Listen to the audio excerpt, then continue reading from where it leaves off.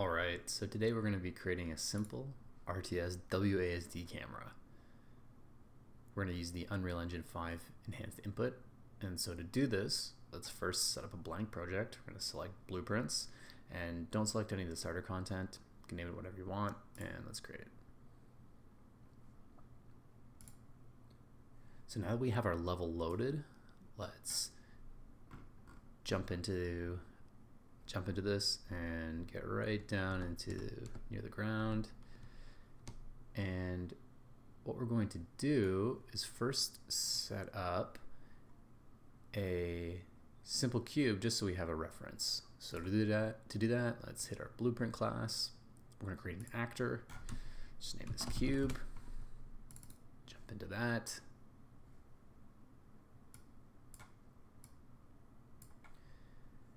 And if you hit add and then search for cube, just get a basic shape.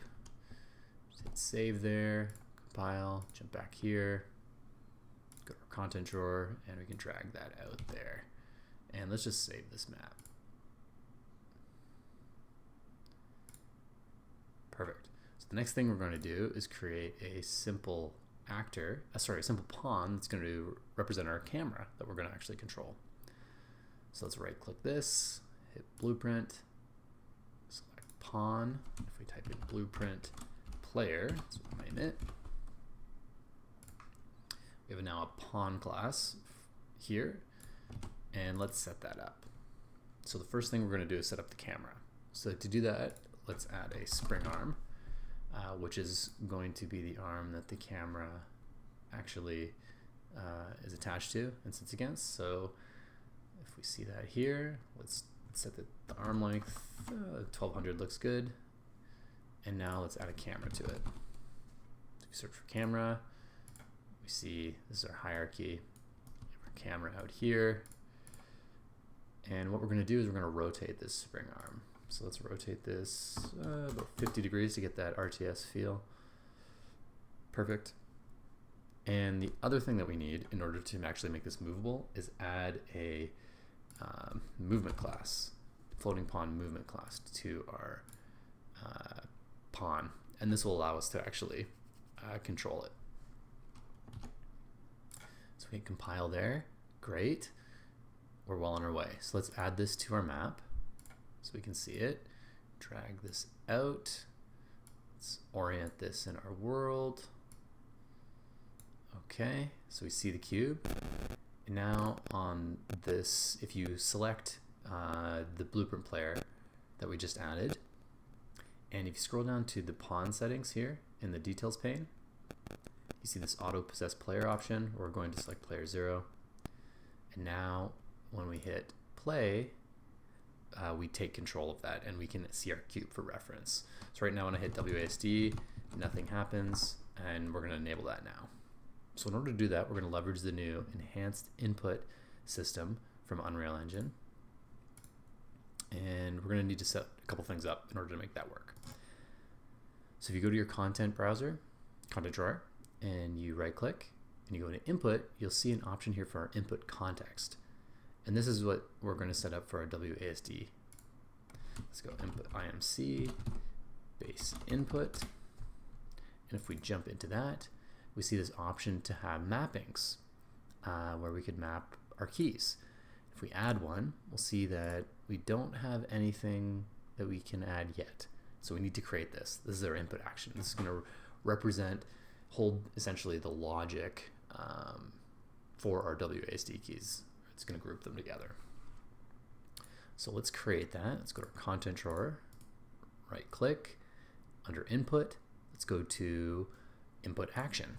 We're going to go IA move. If we jump into that, we have a couple options here, but the one that we're concerned with now is this value type. If you go to value type and hit axis 2D, this is going to give us information. This is going to actually return a vector when it's triggered. And we can parse this vector in order to determine the direction that was pressed. So if we hit save, jump back to our base input context, and we select our mapping that we added, we now see an option for our input action move. So let's add that.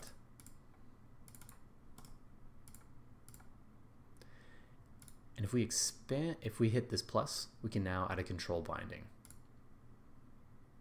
So let's expand that. Okay, so we have an option here. So this is where we're going to actually set up our WASD logic. So the first one we'll set up is our W, so our forward. So if you hit this keyboard option and hit W, you now have an option to move. That's going to bind it to W. And now under modifier, what we want to do is we want to select the swizzle input axis value. And this is going to be useful for actually extracting our the value that we need.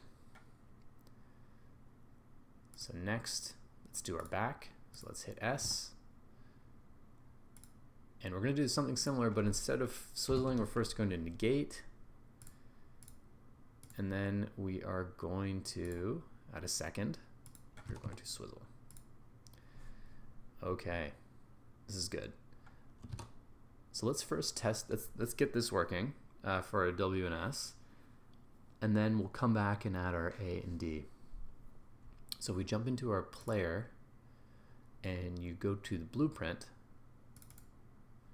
The first thing we're going to do is actually set up our input mapping. So this input mapping that we created, we need to now actually add that when the game loads. So the first thing we'll do is if you search for get player controller, let's get the player controller that we have. We're going to need this begin play. We drag this pin out for the return value. You search for enhanced input. You'll see an option here. So we'll connect that up. And now, with the return value there, we'll add a mapping context. And the mapping context is going to be the one that we just created. So let's select that there. You'll see the base input option that we selected. If you, in your begin play, if you drag this out, we have now, let's make a comment to make this a little bit easier to read. So add mapping, input mapping.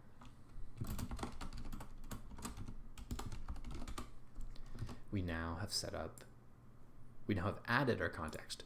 So now we actually have to move the player in response. So let's do that right here. So you right click and you go, you search for IA move. This is the input action we created for our WASD. So there's an event. And if we have you'll see a few options here. We're only going to focus on the return value today. So if we right click, hit split, you'll see an X and a Y. And we did set up the Y value first. So let's just make sure that's working. So here, let's print that to the screen. So we'll go to string. And then let's print that, print string. And then have this execute, have this execute when it is first triggered. Great. So let's save that, compile, jump back to our map. And now when I hit W or S, we should see value be written to the screen. Let's play. And now when I hit W, we see a 1. And when I hit S, we see a -1. And this is going to represent the forward and backward directions. But now we actually have to connect this and actually move the pawn. So let's do that. Let's jump into our player. Delete these two. And now let's, if you search for add movement input. So we're going to take that Y value, drag it here.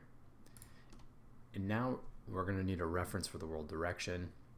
So what we're going to do is we're going to get the orientation of our actor. So let's right click. And if we type get forward vector, oops, that is not what we want. We want get actor forward vector. This is going to be our orientation, and we drag that to our world value. We'll be now moving when we hit our W and S. So let's hit save, go back to our map, hit play. And now when we hit W and S, we move forward and backward. So we're almost there. That's pretty cool. So what we're going to do now is set up our A and D. So if we go back to our base input, we need to add those. So to do that, let's first add our A. We'll hit there, hit our key, press A, and now select negate. And then if we do another one for D, we don't actually have to change anything in this one, so we are good to go. Let's save that, jump back to our player, and we're almost done. Let's add another movement input, drag that, connect this, select our X value from our event, drag that into the scale, and instead of the forward vector, we want the right, get actor right vector. And we drag that there, hit compile, hit save, go to our map, press play. We now have our left and right working. So now we have the basis of our WASD camera for an RTS game. So in our next video, we're going to focus on creating the zoom and enhancing this a little bit. So we'll see you there.